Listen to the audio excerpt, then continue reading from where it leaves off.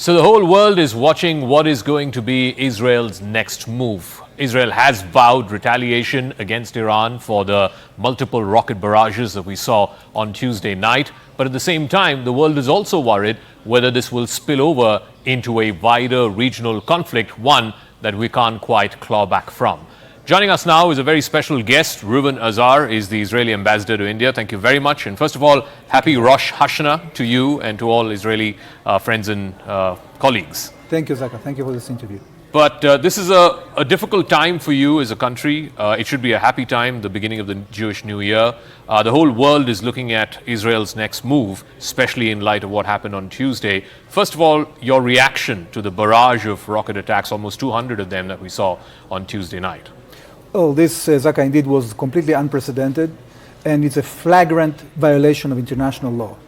Now, thanks to the excellent missile defense system that Israel has, one of the best in the world probably, we have managed to thwart this attack. And not only thanks to that, but also thanks to our coordination and cooperation, first of all with the United States, our main ally and supporter, and also with countries in the region that are also worried from what Iran is doing and are trying to defend their skies.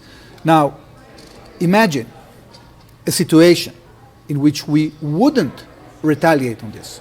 What that would mean, not only for Israel, but also for all the countries in the region and for the international community, because when a rogue state like Iran is conducting itself in such a way, it means that this enters as a tactic that might be legitimized and might be used in the future by other countries. So we don't only have a right to defend ourselves, we have a duty to defend ourselves if we want this kind of attacks not to repeat again, and we have to be capable of going all the way. Now, of course, we would be very happy if more diplomatic pressure and more military pressure would be put on Iran by international players. But once we are attacked, we have the duty to defend our citizens. I remind you, Zaka, that we wanted to keep this confined to the Gaza Strip. We were attacked atrociously on the 7th of October, almost a year ago. And those who have decided to escalate the situations were the proxies of Iran. So you got Hezbollah that started firing at Israel at the 8th of October.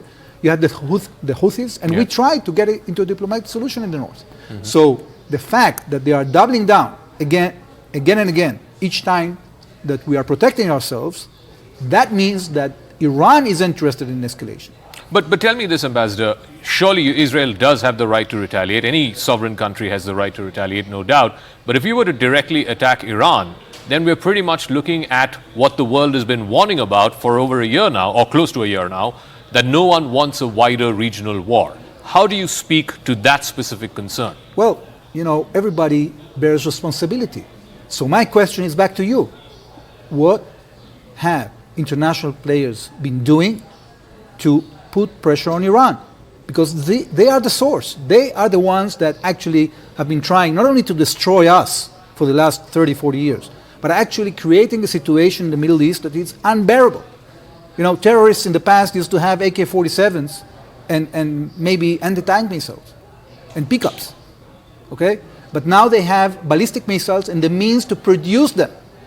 Imagine a world, imagine a situation in which not only the Middle East, in other parts of Asia or Europe or Latin America, you would have rogue players like that. It's completely unacceptable.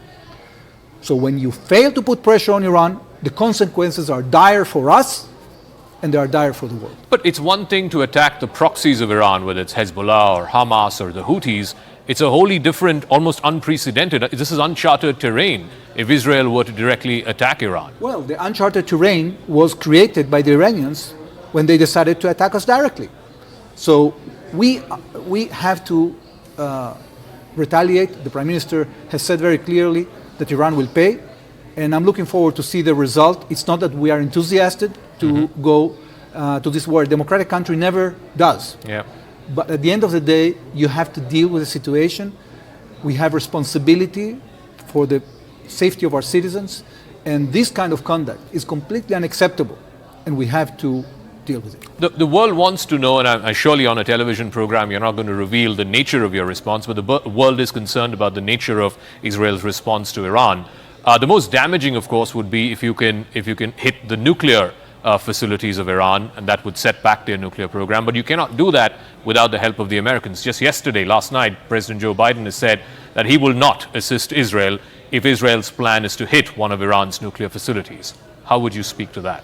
Well, we have to take into account the American position, no doubt, and we are having conversations, very deep conversation and very intensive ones with the American administration, which actually has been very supportive of Israel during this conflict.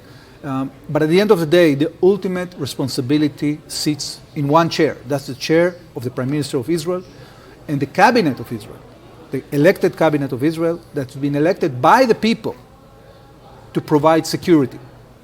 But what would the objective of such a direct retaliation be? And how would you again speak to concerns that once you directly attack Iran, you won't be able to rein yourself back in? Both countries are then climbing the escalation ladder. Well, first of all, I'm not going to get into specifics. That's up to the cabinet to decide.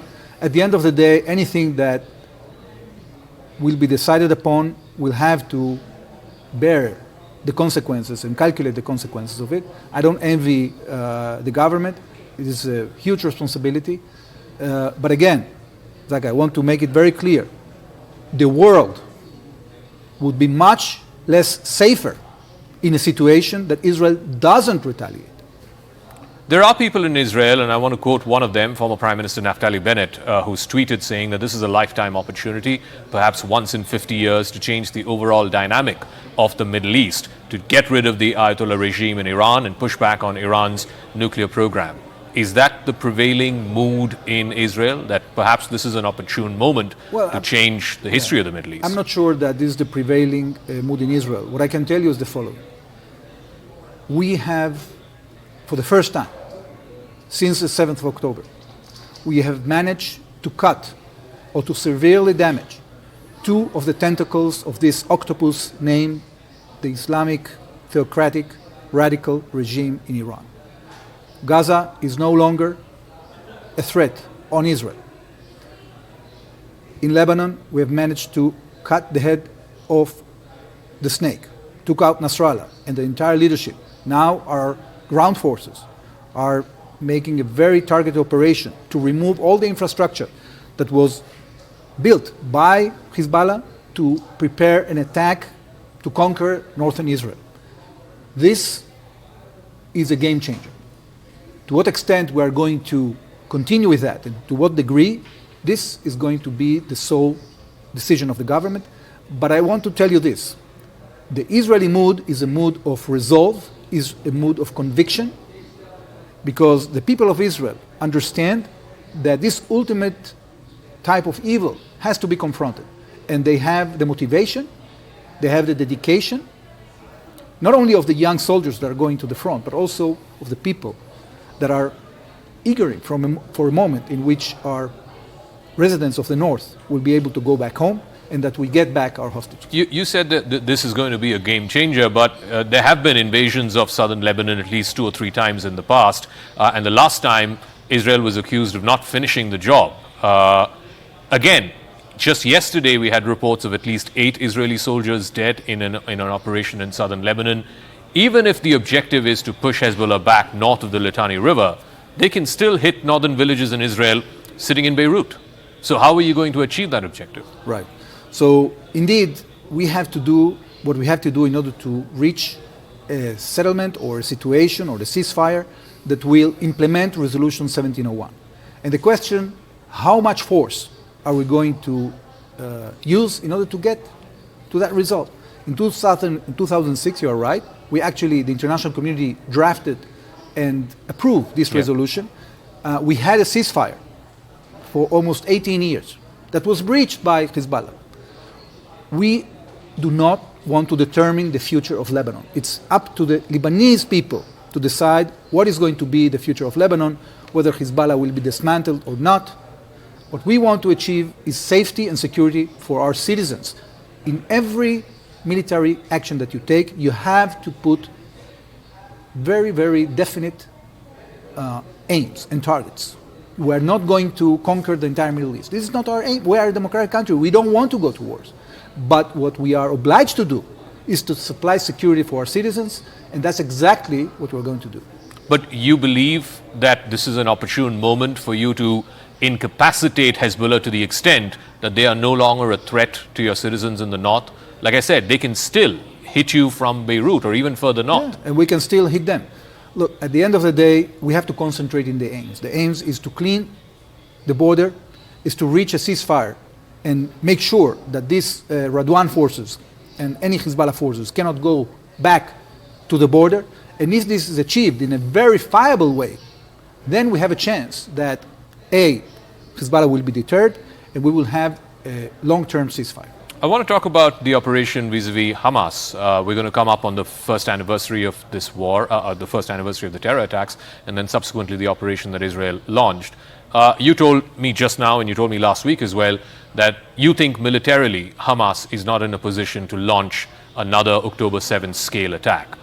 Why is this war still going on against Hamas? Why don't you declare a ceasefire? Well, we have to bring back our hostages, and we have to make sure that Hamas cannot rearm and regroup. These are the aims that were defined by the Israeli cabinet.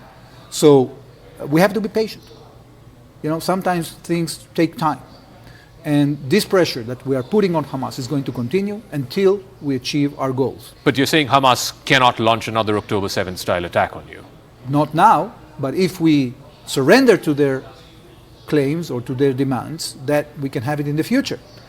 They want to use the hostages in order to extort a result that will allow them to assume power again in the Gaza Strip and to continue contrabanding weapons and rearm and regroup. We are not going to allow that. The Western world, America, and even the mediators, Egypt, Qatar, from time to time have given this impression that Israel is the one that is the stumbling block to a ceasefire. And if tomorrow your government were to order a ceasefire, the remaining hostages would be released. Well, how do you speak to that? The question is on what terms?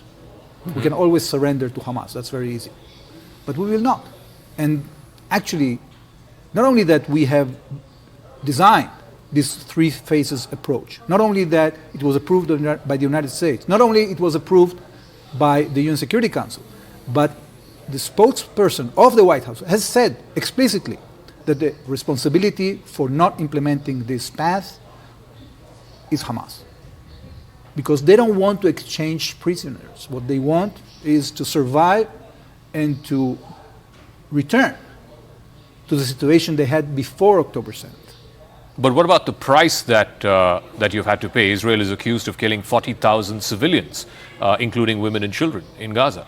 Well, every loss of life is tragic. And what Israel did, its performance in the Gaza Strip, taking into account the tactics that Hamas was using, of human shields, of abusing every rule in the book, okay?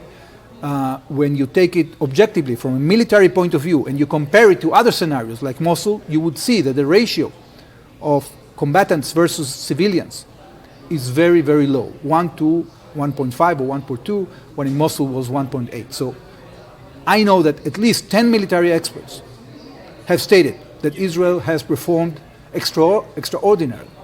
So yes, this is a dear price. Wars have consequences. People have to understand that.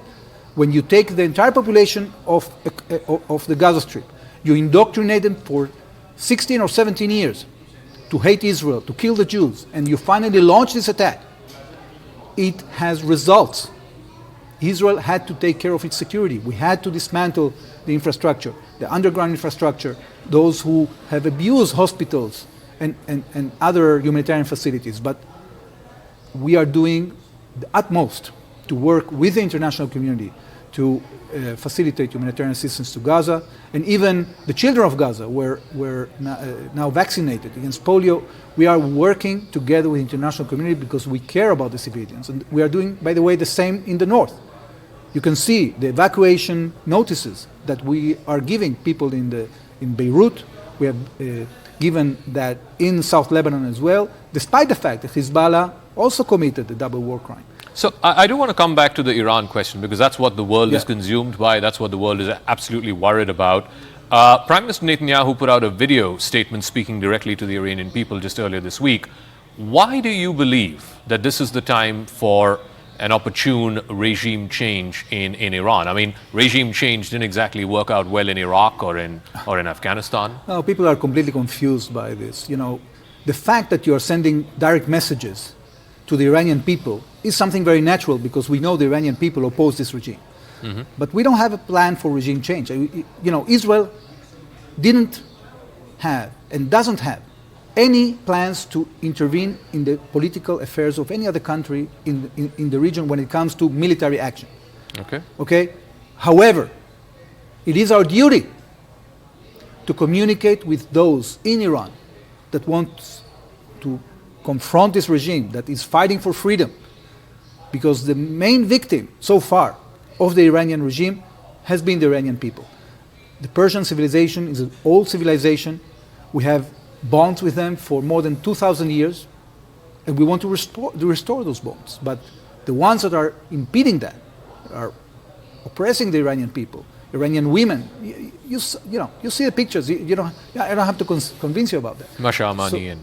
So the Prime Minister very naturally is appealing to the Iranian people, and I think all of us have a duty to appeal to the Iranian people. So I want to come back to the conclusion of this interview. It's not a question of if Israel will retaliate. Certainly it is a question of when and how. What is your underlying objective in that retaliation? Is it to send a message to Iran? Is it to send a message to the world community? Is it to deter Iran's capabilities? Because like you said, you're not interested in regime change. So even if you were to attack Iran, I didn't say I'm not interested. I said that we don't have a plan of regime change. Of course we are interested in change in Iran. Everybody is interested in change in Iran. So why don't you outline for our viewers, what is your military objective? What is your strategic objective if and when, or as and when, Israel retaliates against Iran? We have to deter this regime from continuing to attacking us. We have to send a message to the world that we are defending ourselves in a determined way, that we are not going to agree to such conduct in the future. And actually, by doing that, we are doing a great service to the world. We would prefer that others would do that as well, but if we are left alone in this, we're going to have to do it alone. But how are you going to deter this regime in Iran, which is sworn to the destruction of Israel? Right. You either change the regime or there's no question of deterrence, is there? Of course there's a question of deterrence, because at the end of the day, if the Iranians don't pay a price, look, they have been actually fighting so far against Israel with Arabs, not with Persians. Okay? If you look very carefully at what happened in the last 30 years, they have been launching militias, especially based on Shiite orientation, correct, in order to fight the state of Israel. And they were sitting back in Iran, enjoying the situation. The only victims of that were Israel, the Arab countries in which all these forces were acting from, and the Iranian people. The regime has to start paying a price themselves. Otherwise, we will never deter them. Is that also perhaps the reason why traditionally the countries that have always sort of spoken and about the Palestinian cause, Saudi Arabia, UAE, Oman, Bahrain, etc., have been very muted in the last week, 10 days, since the killings of Nasrallah or the operation against Hezbollah, or even what happened earlier this week, the Iranian rockets in Israel? Do they want you to get the job done? Of course, that's obvious.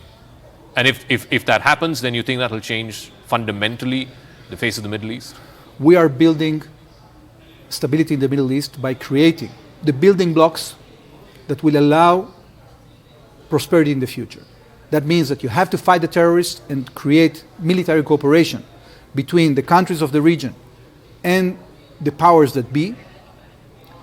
You have to create political stability, and then you will have economic stability.